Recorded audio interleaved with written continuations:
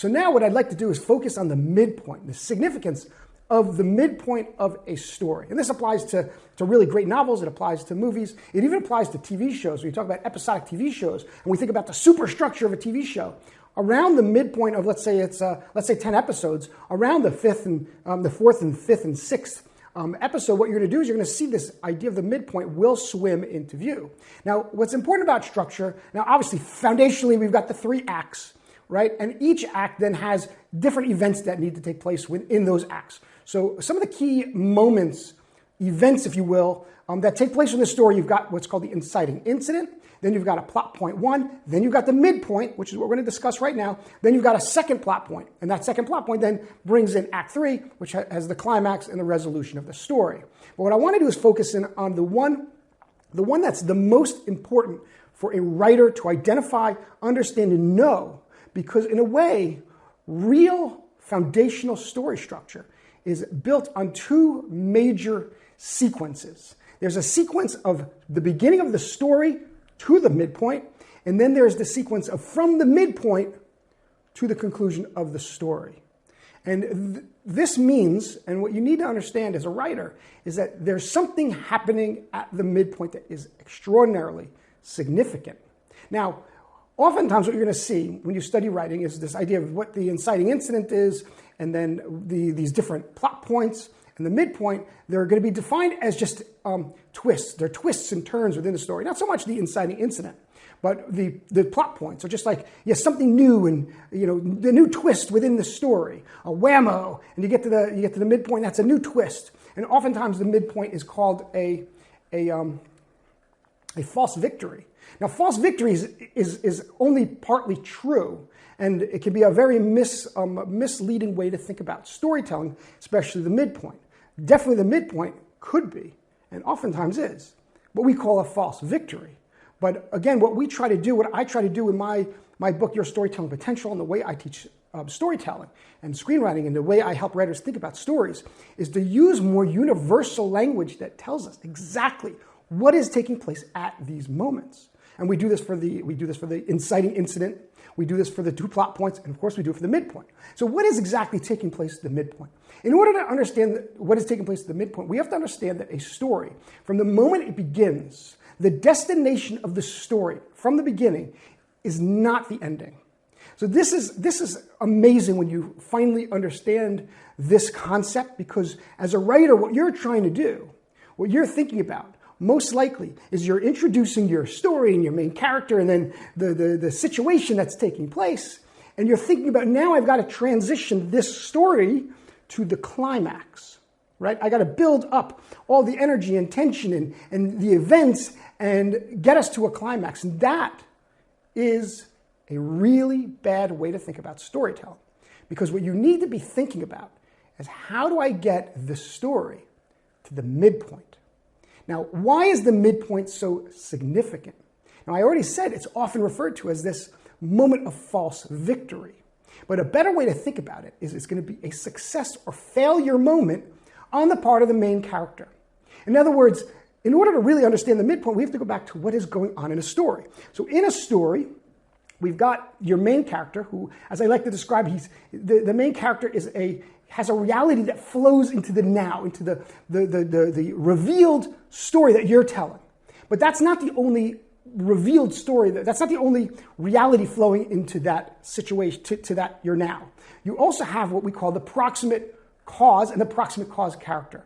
And I define that in my storytelling, in Your Storytelling Potential, as the A story. And that's a reality that's independent of your main character flowing into the reality of your story. And again, at the inciting incident, right, they're gonna converge. So at the moment of the inciting incident, so we introduce these 2 stories, not one story. We introduce the main character and their ongoing reality and something significant taking place within their life that's going to explode at that moment. That story begins. And then we have this other situation that belongs to some other character that we call the proximate cause character that flows in to the story, the now, as well. And they're running parallel. They converge. They crash into each other. That's at the inciting incident. Now, what happens is your main character needs to decide what to do about this situation. Now, a situation is going to be either a problem or an opportunity. So whether it's a problem or opportunity is not necessarily so super relevant. What we need to do is understand, well, how does this main character, under these circumstances, defined by their ongoing reality, how is this character going to deal with and try and resolve whatever's happening? So something now is happening. Something has crashed into their reality. Something has crashed into their life. How are they going to try and resolve that? Now, we call this, traditionally, I call this the logical solution or the movement to resolution. Now, what the main character is going to try and do is solve the problem in the most logical, straightforward way.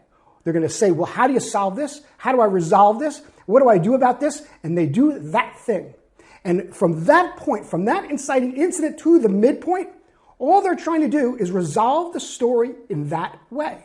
Now, your job as a writer is to make that more complicated and more difficult and more engaging and more interesting. And then there is a really rise in the amount of energy and tension at that first plot turning point. But we're not talking about that right now. There's something very specific that takes place at the first plot turning point. What we're trying to do anyway is, because it's more important, is get to the midpoint. Because at the midpoint, your main character is trying very hard in every way, in every conceivable way possible, to resolve this situation according to the most logical order of events, the most logical order of things that they can think of. And they try every different way until they get to the midpoint. And they either, at that midpoint, they're going to succeed or they're going to fail.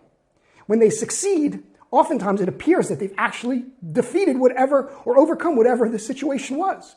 Hence the term false victory, because then we're going to find out, as the story moves into the rest of Act 2, no, they didn't overcome anything at all. But there's a more accurate way to think about this is that if they succeed, it's not always so clear that they've won anyway. Die Hard is the example I like to use. So in Die Hard, what is the John McClane, the Bruce Willis character trying to do? So these terrorists take over the building, they take everyone hostage, he escapes. Does he go guns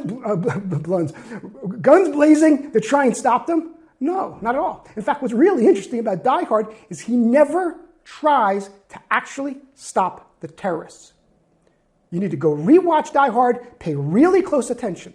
I'm not saying that he doesn't try to stop the terrorists as an outcome of what he's trying to do. I'm saying he doesn't try to. That's not his objective. At no point is his objective to stop the terrorists. So what is his first objective is to alert the authorities to what is going on, right? And then he pulls the fire alarm, he gets on the roof and he calls. Eventually he throws the body of one of the terrorists out the window, which lands on the Sergeant Powell's car, right? And that's how he succeeds at the midpoint. By the way, that's the midpoint, a success moment where he has successfully alerted the authorities. See, now there are other stories where he might fail. The main character would fail and not be successful. But what happens at the midpoint is the story is not resolved.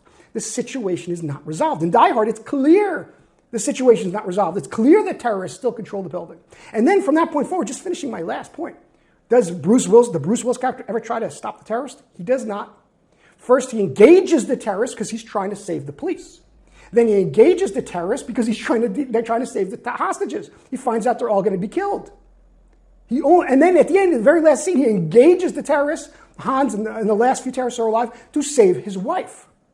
He never, as a objective, goes directly after the terrorists in order to stop them from their mission. Pay attention to the movie. It's essentially important. But getting back to that midpoint, so the midpoint is this moment of success or failure that no matter whether the main character succeeds or fails, they fail. They don't succeed. And then moving forward from that midpoint, we now move through a sequence of events. There's a despair moment, there's a clarity moment, there's a discovery moment, and that all leads to the climax and resolution. That's not what we're talking about right now. I'm focusing on the midpoint. So what does this help you do as a writer? See, as a writer, there's three things you really need to know to really start building out your story. First of all, you need to know not who the main character is. You need to know what is happening, what we call the proximate cause character in my book, and the proximate cause, what the proximate cause character is trying to achieve, what they're trying to do, what their agenda is, and how does that agenda impact your main character. So you need to know the proximate cause character, and you need to know who the main character is. And I always like to clarify the proximate cause character should not be confused with an antagonist. Very often, it is the antagonist. In Die Hard, Hans Gruber is the proximate cause character, and he is the antagonist. But in many movies, they're either the proximate cause character is either not the antagonist or there is no antagonist. And I've got a myriad of examples to prove that, but that's not what this is about. But what happens is the main character and this proximate cause character now are engaged in a battle, and the main character is simply trying to solve the problem. So you now have to ask yourself a question, right? I've got the proximate cause character, the proximate cause, I know what's going on, I know what that agenda is. I've got the main character, I know who they are flowing into the now. I understand that convergence, that problem or opportunity that this represents the main character. And now, what do they try to do about it? What's the logical solution? And then, once you identify that logical solution, how does it succeed or fail at the midpoint? So you know your midpoint, you know that destination of your story from the beginning to the midpoint. And once you have that clarity, you start to think about the two halves of your story. And it's amazing clarity to start to really construct amazing structure. And then think about amazing focus and the objectives of your characters and what they're trying to achieve as it pertains to the story and situation that is taking place in your story.